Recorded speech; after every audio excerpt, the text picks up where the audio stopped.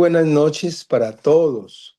Quiero darle la bienvenida a cada uno de ustedes y por supuesto a nuestro invitado de esta noche, que es el diácono Alirio Cázares, muy reconocido también en la iglesia por su larga trayectoria y profunda formación en todo el campo de la ecoteología. Alirio, buenas noches. Buenas noches, monseñor. Pase bien. Gracias por la invitación.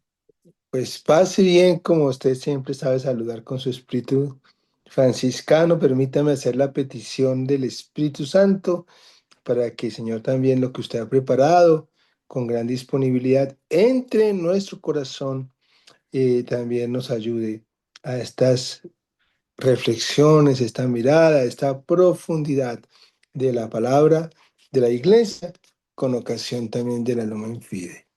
Vamos a pedir al Señor su Espíritu. Espíritu Santo, eres viento, llévame donde quieras. Eres brisa, déjame respirar lo nuevo. Eres fuerza, levántame del suelo. Eres vida, dame pasión por la vida. Eres alimento, nútreme de tu savia. Eres luz, ilumíname con tus rayos. Eres calor, calienta mi existencia. Eres libertad, hazme libre. Que esta gracia de la fecundidad del Espíritu Santo, esta invitación a la libertad, nos visite. Amén. Alirio, adelante, bienvenido.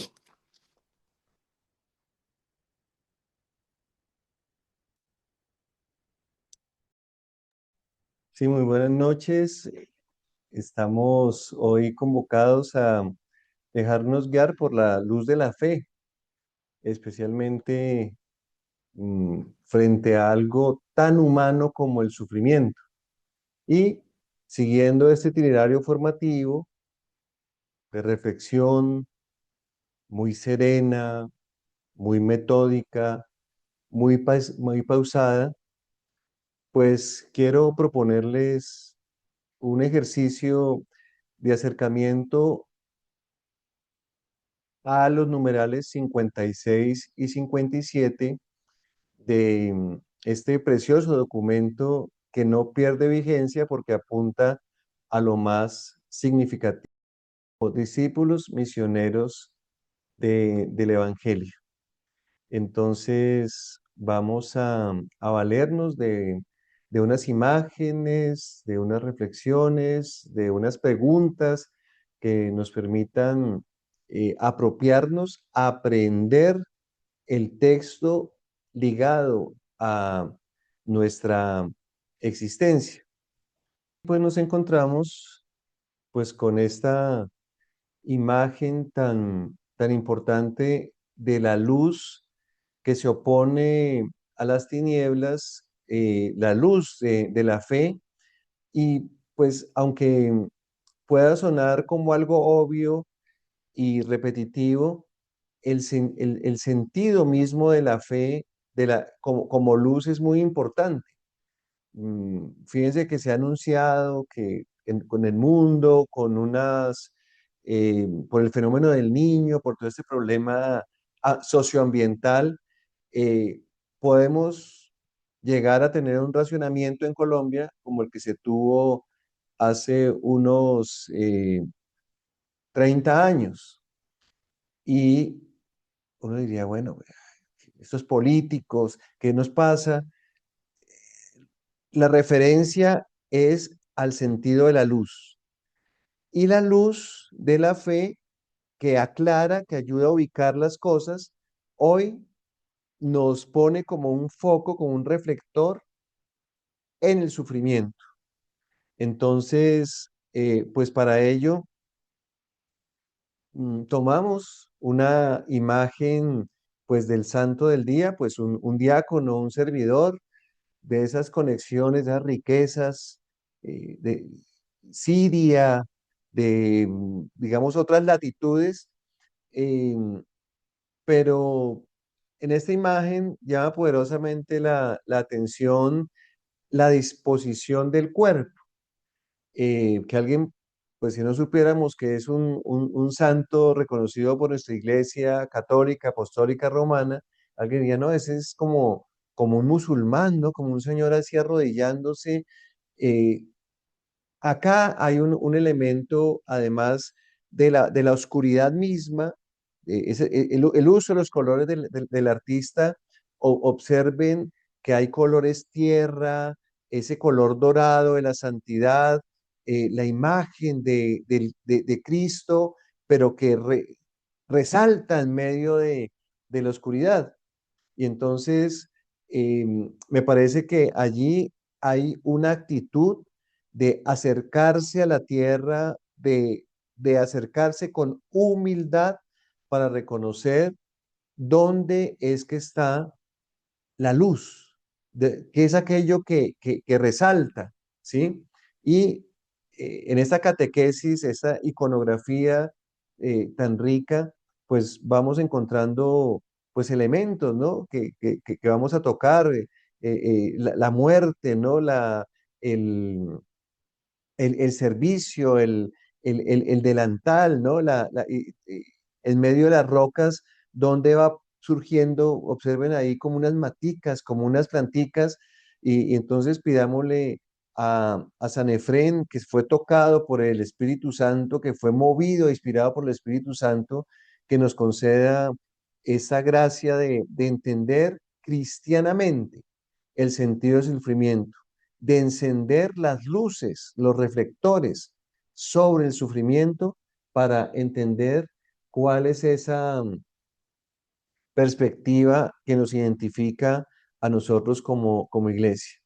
Entonces, un contexto vital, eh, pues ven ustedes imágenes, disculpen si hay una franjita gris que de pronto se atraviesa, es por lo que están entrando personas y entonces aparece esa franjita, pero acá el sentido es la vida, lo que nos rodea, nosotros mismos, y hay una pregunta con la cual quiero conectar el jubileo, la esperanza eh, del año pasado con respecto a esta luz de la fe que nos da fuerza, que le da sentido al sufrimiento.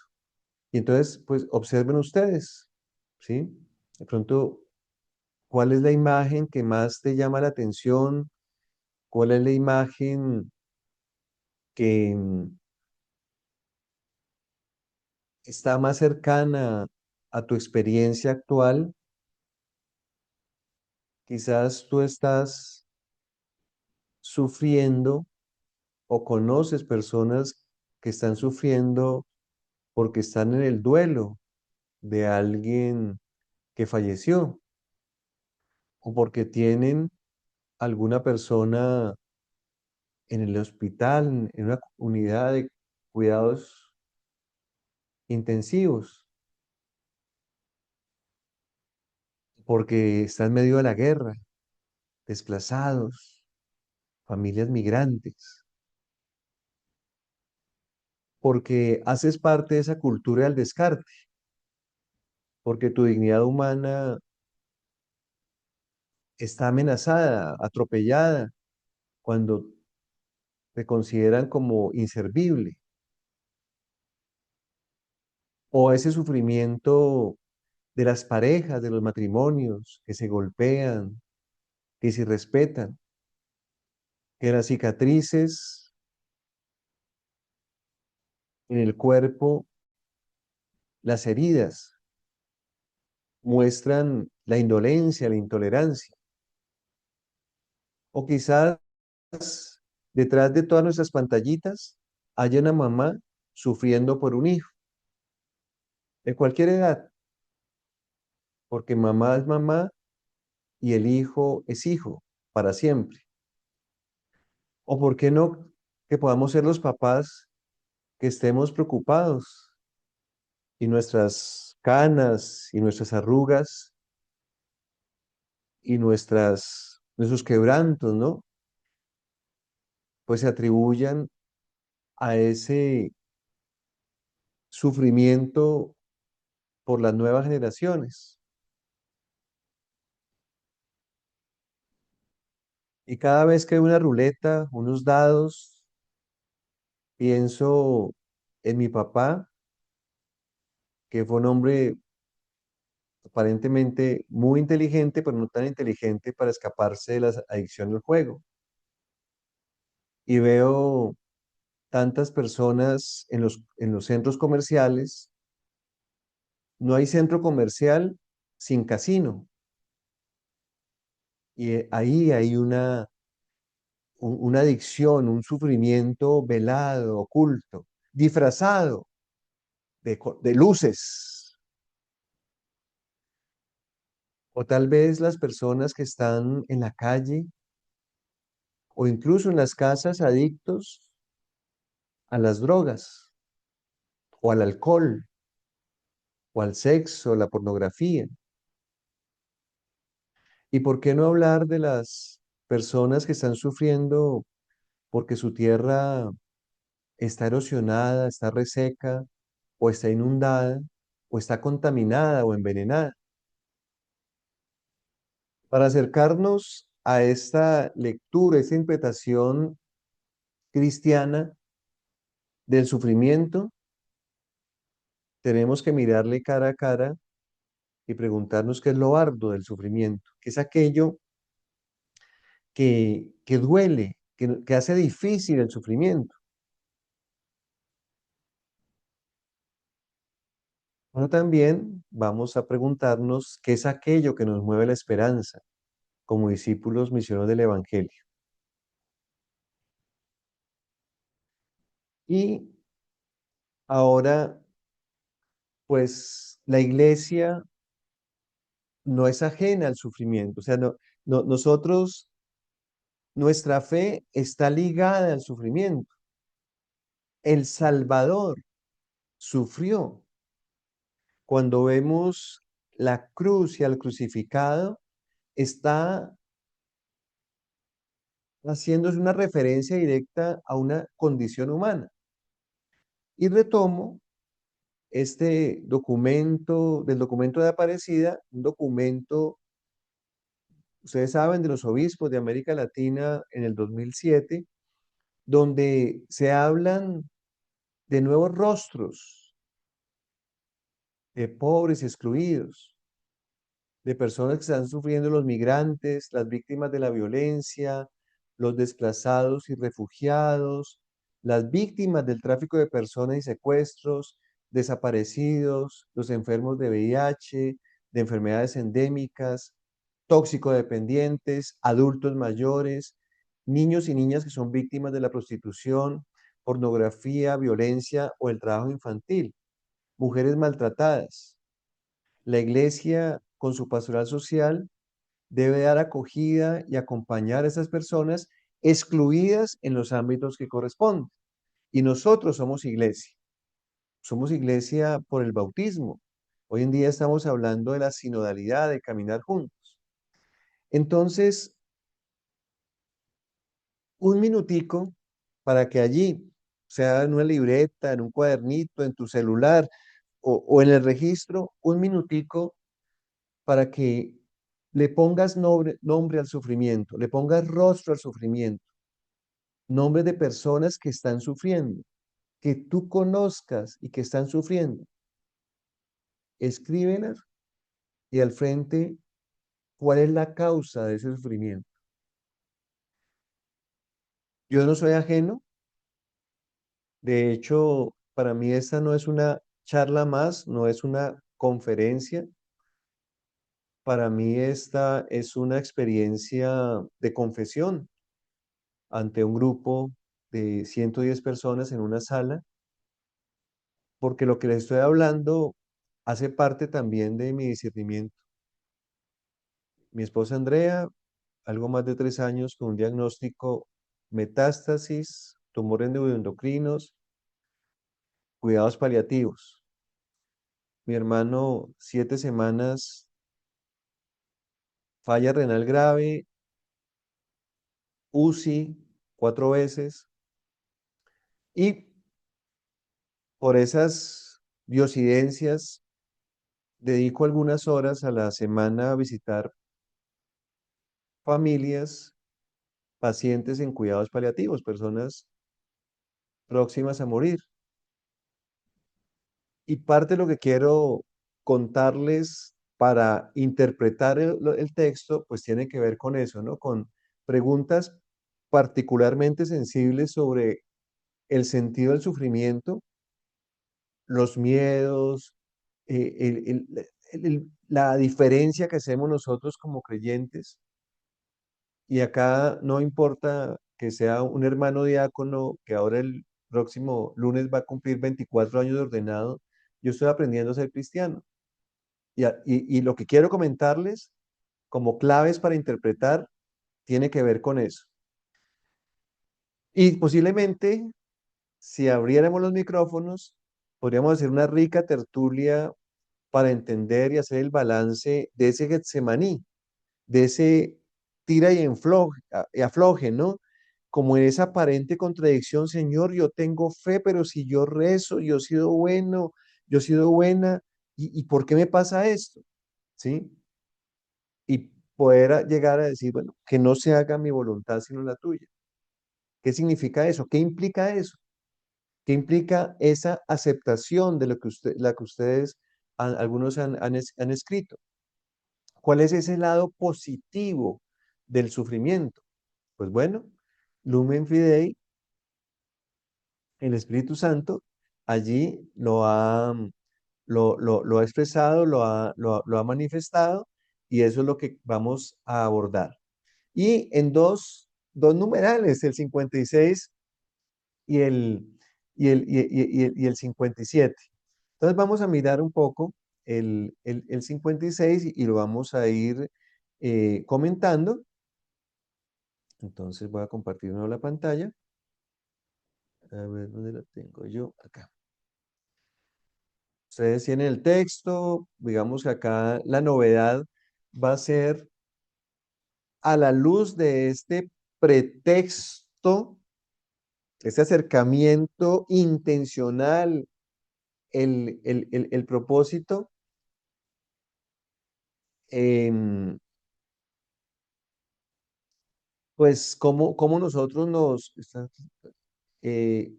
acercamos, ¿no? A esta realidad, cómo entendemos esa fuerza que conforta el sufrimiento, fuerza que conforta, fuerza, confortar.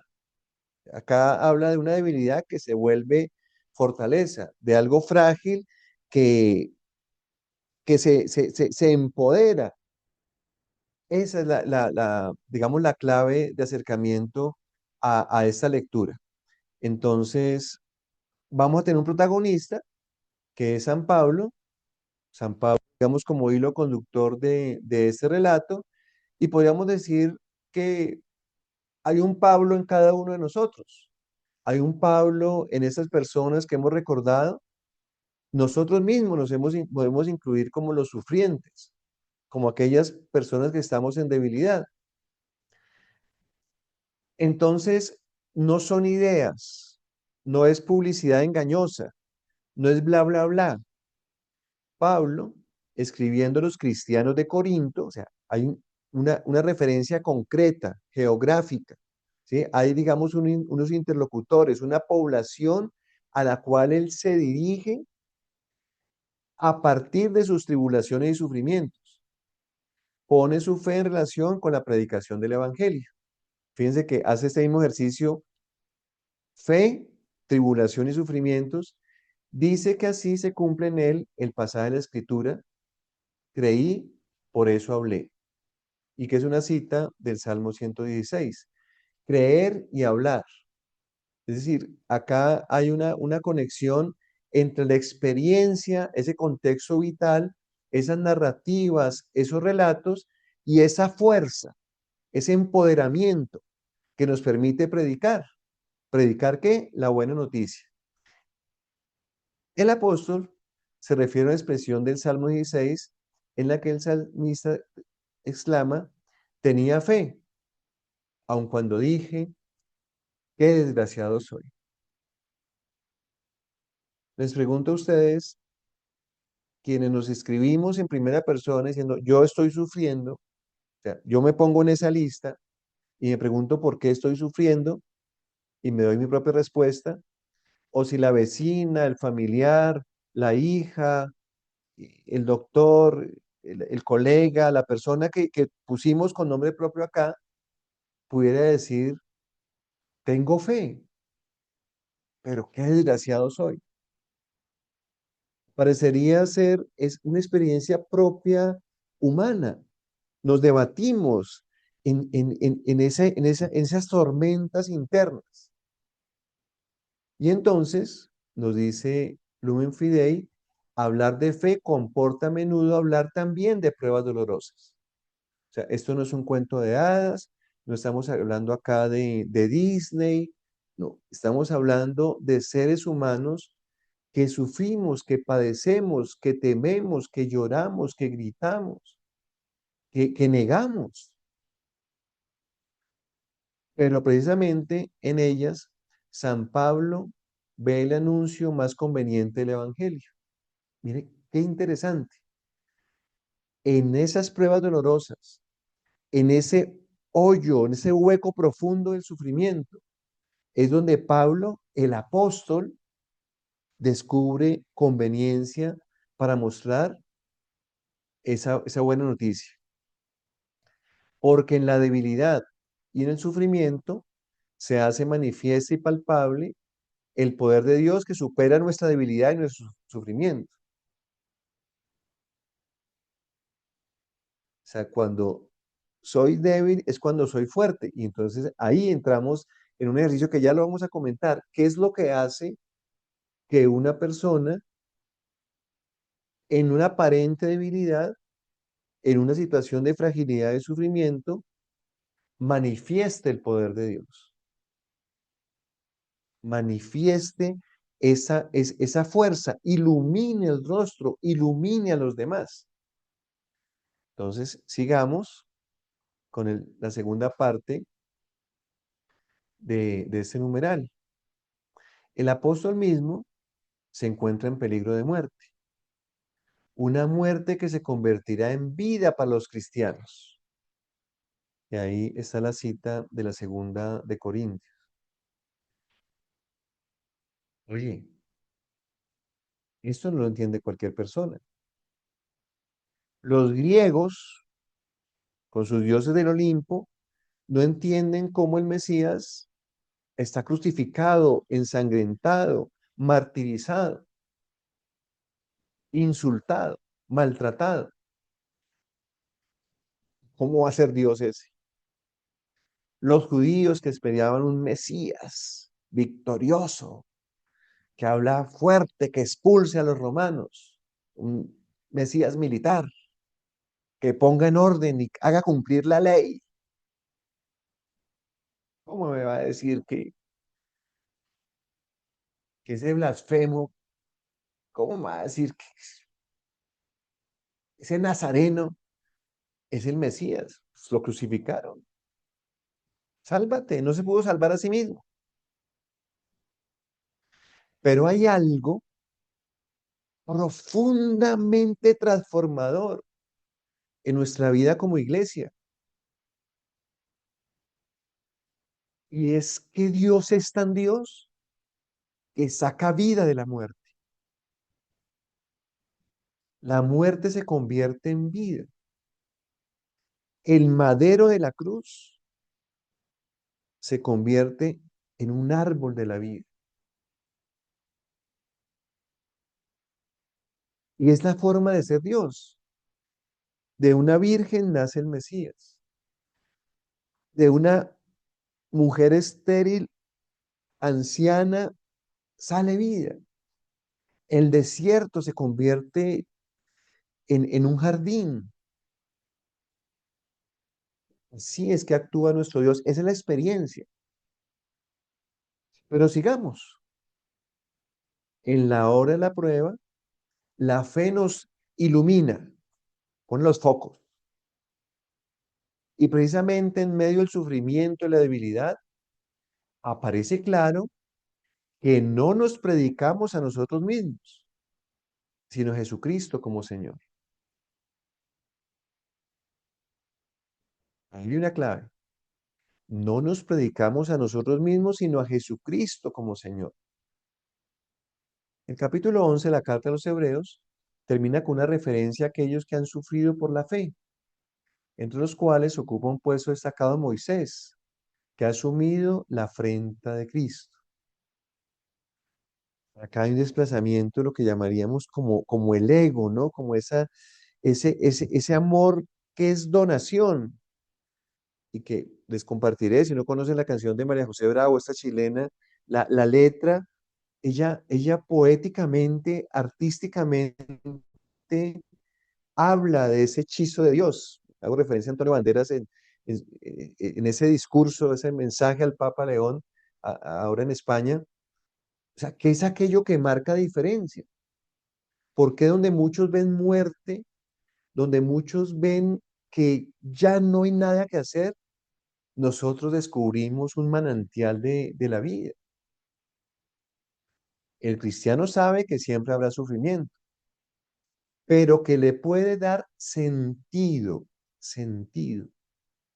Hay un para qué del sufrimiento. Hay una razón profunda, trascendental de ese sufrimiento.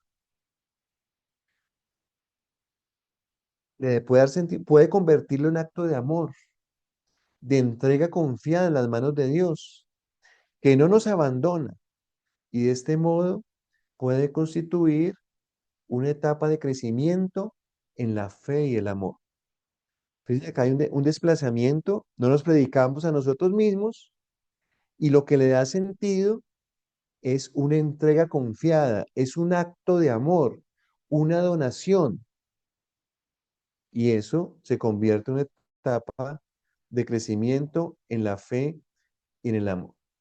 Y cierro este número 56, pues sí, haciendo el relato, viendo la unión de Cristo con el Padre, incluso en el momento de mayor sufrimiento en la cruz, el cristiano aprende a participar en la misma mirada de Cristo. Incluso la muerte queda iluminada y puede ser vivida como la última llamada de la fe, el último sal de tu tierra, como Abraham, el último ven, el llamado a los discípulos, pronunciado por el Padre, en cuyas manos nos ponemos con la confianza de que nos sostendrá incluso en el paso definitivo. Y resalto esta cita de Pablo a los romanos. Dice, estoy seguro que ni la muerte, ni la vida, ni los ángeles, ni los principados, ni potestades, ni lo presente, ni lo porvenir, ni lo alto, ni lo profundo, ninguna otra cosa creada nos podrá separar del amor de Cristo, que es en Cristo Jesús, Señor nuestro. Me separo acá del texto para también que podamos interactuar y asimilar eso tan fuerte, tan poderoso, tan teológico, tan propio nuestro. Acabamos de celebrar la fiesta de la Santísima Trinidad, del Corpus Christi, y eso va marcando una identidad. Mucha gente habla de Dios, mucha gente habla de Dios, meten los goles y Dios, pero ¿cuál es el Dios cristiano? ¿Qué es lo propio de ese Dios que se revela, que se comunica? Está ahí, en el umbral del dolor, en donde estamos en los abismos de la muerte. Ahí marcamos diferencia. Ahí sale el gozo, la plenitud, la gloria, la victoria. Y eso quiero contarles, es algo que he aprendido. Que he aprendido de mi esposa Andrea, santa, guerrera, piadosa, que ilumina su rostro. Ella es también un Lumen Gentium con nombre concreto. En medio de sus dolores, fragilidades, ella me catequiza, me evangeliza. Y he descubierto en esas visitas a personas enfermas que las más fuertes son las que más fe en Jesucristo y ahí María también es muy importante. Quien no cree, sufre. y sufre sin sentido, cae como en un vacío, como, como que naufraga. Pero conozco a Tulita que tiene medio cuerpo por su diabetes, perdió medio cuerpo y ella le brillan los ojos al rezar el Ave María. Conozco a Johnny. Johnny es una señora que no puede hablar por su deterioro, de su enfermedad, pero sabe rezar y reza el Ave María sin ningún tipo de tartamudez y acaricia y consiente. Conozco a Elena postrada en cama con su oxígeno, sabe que va a morir, pero irradia paz. Es que me voy a abrazar con mi Señor, el Señor me está esperando. Hay una diferencia. Yo quiero preguntarles a ustedes, ante esos casos, esos nombres que ustedes escribieron, ¿dónde podemos marcar diferencia? ¿Qué puede pasar para que ese viudo, qué puede pasar para que esa mamá angustiada, qué puede pasar para esas personas que están con problemas económicos, afectivos, de adicciones, de desplazamiento, de miedos, pueda experimentar esta luz de la fe que fortalece en el sufrimiento? Este año estamos en el año jubilar franciscano.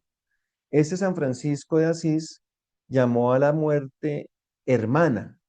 Ahí hay un giro de esa victoria que, y eso parte de algo que es clave. La confianza absoluta, la entrega en que Dios es bueno y que todas las cosas que nos suceden es para bien cuando queremos entregarle nuestra vida. Siempre que cierra una puerta, hay otra que se abre. Incluso la muerte tiene sentido, hay un para qué. De hecho, hablamos de la Pascua, de hecho, hablamos del dies natalis, o sea, cuando morimos es cuando realmente nacemos. Y les dejo como esta tarea, tú le temes a la muerte, le tememos a la muerte, ¿por qué le tememos a la muerte? De pronto por el dolor, por el sufrimiento, porque no hemos cumplido las cosas. Es importante que nosotros vivamos como resucitados. Es importante, y al leer el numeral 57, eh, nos lleva a acercarnos a los pobres, a los sufrientes. Y tú has mencionado Luz mencionó a Santa Teresa, acá el Papa menciona a San Francisco de Asís, a la Madre Teresa de Calcuta. Entonces, aquí hay un ejercicio clave para poder entender el gran para qué de nuestra fe. ¿Por qué la experiencia de Cristo resucitado nos fortalece y le da sentido? Mire, todos nos vamos a morir, a todos nos vamos a enfermar, absolutamente nadie se escapa, pero donde marcamos diferencia es en la actitud con la cual asumimos ese proceso del bien morir que implica un bien vivir. Y el bien vivir es Cristo. Es absolutamente dejarse estar confiado en que el Señor, camino, verdad y vida, nos va acompañando. Entonces, mm, les dejo como esa tareita, ustedes vuelvan sobre el texto, el 56 y la parte del 57 que sale como una derivación, y no lo vean como algo, ya una catequesis para otras personas, no, veámoslo como un espejo. ¿A qué nos está invitando el Espíritu Santo a través de esa hermosa y profunda encíclica, ese profundo documento? ¿Qué es lo que está iluminando en tu vida, en mi vida, en la vida de tu familia, de tu comunidad, de tu grupo más cercano? ¿Qué es lo que nos habla ahora a Colombia, al mundo? ¿Qué es lo que ilumina? Para que allí donde hay debilidad, dolor por el sufrimiento, encontremos la fortaleza de la fe en Cristo resucitado, en aquel victorioso que ha vencido la muerte, en aquel que nos salva justamente cuando aprendemos a entregar nuestra vida. Muchísimas gracias entonces y tengan una muy buena noche. Paz y bien. Lirio, muchas gracias por su compartir, su ser testigo, su dedicado esfuerzo por trabajar ya no solamente en lo externo, sino como usted testimonia, primero con su esposa, luego con su hermano, y también lo que ha permitido el Señor para que usted inquiete los corazones a partir de lo que la iglesia ha resignificado como el sentido del dolor. Voy a hacer la oración a la Virgen María. Agradezco también a todos los participantes que parte también desde su propia experiencia o su propio dolor han compartido también. Hago la oración a la Virgen María. Lirio, muchas gracias. Y usted, por favor, después nos regala la bendición. Madre, ayuda a nuestra fe. Abre nuestro oído a la palabra para que reconozcamos la voz de Dios y su llamada. Aviva en nosotros el deseo de seguir sus pasos saliendo de nuestra tierra y confiando en su promesa. Ayúdanos a dejarnos tocar por su amor para que podamos tocarlo en la fe. Ayúdanos a fiarnos plenamente de Él, a creer en su amor, sobre todo en los momentos de tribulación, de cruz, de enfermedad, cuando nuestra fe es llamada a crecer y a madurar. Siembra en nuestra fe la alegría del resucitado. Recuérdanos que quien cree no está nunca solo. Enséñanos a mirar con los ojos de Jesús para que Él sea luz en nuestro camino y que esta luz de la fe crezca continuamente en nosotros hasta que llegue el día sin ocaso, que es el mismo Cristo, tu Hijo, nuestro Señor. Amén.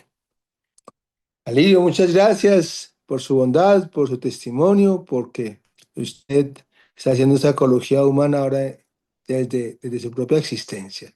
Regálenos la bendición. Gracias, Monseñor, por la invitación. Nuestro auxilio es el nombre del Señor Que que hizo el hizo el cielo y cielo la y la tierra. tierra, Bendito sea el nombre del Señor, ahora y por ahora, siempre, siempre. El Señor esté con ustedes. con tu espíritu. Jesucristo el Señor y Dios nuestro Padre, que nos ha amado tanto y nos ha dado el consuelo de una gran esperanza, los afiance y fortalezca para toda clase de palabras y obras buenas. Amén.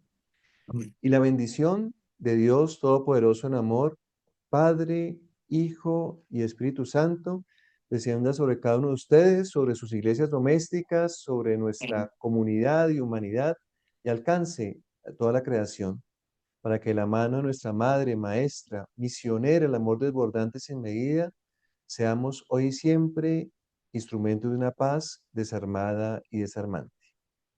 Amén.